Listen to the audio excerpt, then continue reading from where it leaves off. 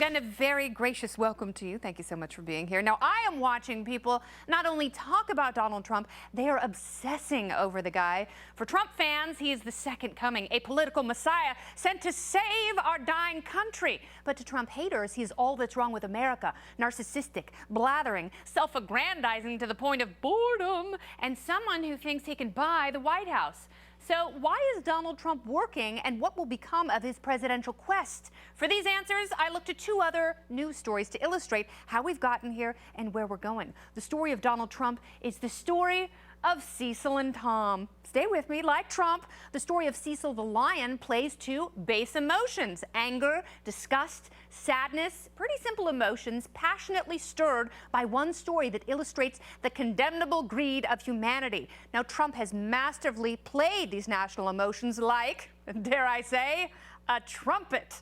People are angry at the state of their country, disgusted by free-spending entitled politicians who promise everything and do nothing, and saddened by the prospect the whole thing is swirling the drain like so much dirty dishwater. When individual emotion becomes group emotion, it multiplies. And instead of shrinking away from the multiplier, Donald Trump embraces it, which is the opposite response of career politicians. People are calling for the dentist's head, the guy who shot Cecil the lion. They want it on a platter. But Donald Trump calls his opponents losers. But how does this emotional saga end? Is it a tearjerker or the feel-good movie of the summer? Is it Rudy or Brian's song? Well, now we shift to Tom Brady. With his dimpled chin, chiseled jaw, Super Bowl rings, and trophy wife, he has been built up to impossible heights, with gravity inevitably pulling him in one direction. Donald Trump has been built up by frustrated anti-establishment Republicans who snort his applause lines as though they were blow. The only thing more satisfying than seeing a hero's ascension is tearing him down. The crowds cheer as Tom Brady is plucked from his ivory tower. The only thing that would bring them more joy would be seeing him in an elevator with Ray Rice. Tom lied about his balls. He destroyed his cell phone. And you can imagine the Teflon Donald would have bragged about his softballs, taken the fine, and told Roger Goodell to go to hell. It remains to be seen whether Donald will play the trumpet concerto to ultimate victory, or if his momentary adoration is leading to a spectacular fall that will leave him just short of the end zone. Time will tell. Oh, hi, polling place. A new Quinnipiac University national poll says Donald Trump is leading his GOP rivals by a very significant margin.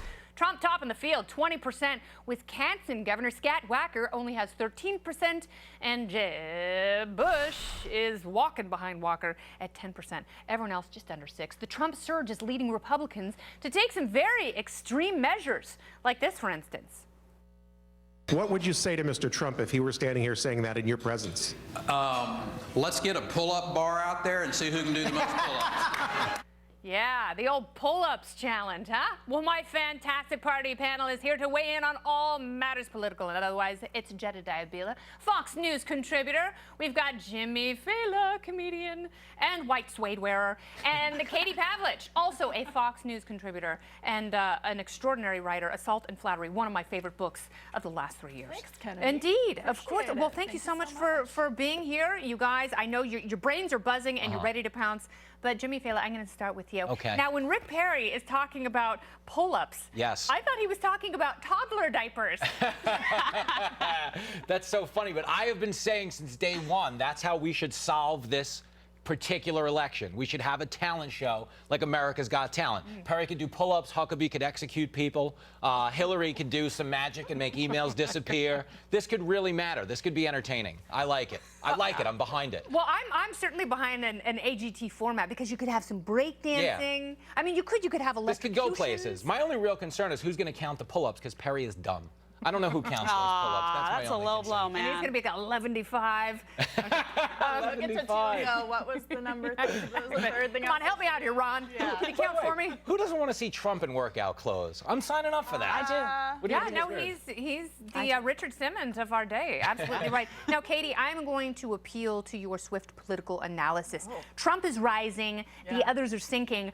I don't think it's as much about Trump right now as it is the other guys. What are they doing wrong? Oh, they're doing a lot wrong. So, as you know, funny is Rick Perry challenging Donald Trump to a pull-up contest is it would actually be more efficient and longer-lasting impact if we actually talked about Donald Trump's record, because he has one. And so Republicans in the field haven't done a good job of pointing out the fact that he donated $100,000 to the Clinton Foundation, how he, in New York City, the reason why he is so rich, as he likes to brag about, is because he partnered with the government to take advantage of eminent domain in a very corrupt, crony way. Amen. Crony capitalism is the worst as that they could bring up that are actually serious topics that people want to agree with, or that they do agree with, and but perhaps they would be surprised about. But instead they're just throwing cheap shots back that actually mean nothing when it comes to having a real debate about the issues. Yeah, and you know, Jeb Bush says that he's gonna stand back. I'm not even gonna talk about this anymore. Huckabee's Nazi talk got him nowhere. Right. If you are sitting any of these candidates down, what do you say to some of the mid-packers who are losing steam by the day, especially the senators? You know, I've been watching some of these campaign ads, and I've fallen asleep most of the time. They're talking about national security. They're not even doing it in a compelling way. I would say what you need to learn from Donald Trump, this is a guy who is charismatic. This is a guy who is viewed by many as having a lot of guts, not being afraid to tackle folks on the right, folks on the left, whoever it is, who's not afraid to speak his mind. That's how he's being viewed, like him or not. Take some of that. Take some of that realness and that rawness and tackle the issues. I have yet to see one good ad on the economy. Go out there and talk about the economy. Talk about the Obama economy. Talk about how you would do it different and how people can keep more of their hard-earned cash. I see these candidates floundering a lot. And they look like they can't handle Donald Trump, which tells me if you can't handle the Donald, you're not going to be able to handle the Hillary. Yeah, you're not going to be able to handle the Clinton machine, and I'm so surprised they're so caught off guard by this. As though they're surprised that he's in the race at all. And one of the biggest mistakes Republicans make, whether it's Donald Trump or any other issue, and they did this with the war on women in the 2012 election, is when they don't like a topic and they think it's stupid and silly, they ignore it and then they get beat by it. And so stepping back and saying, it is. My college roommate did that. That is not going to work. And ended up not going to the clinic for a long time, and she was much sorrier for it. It's rough.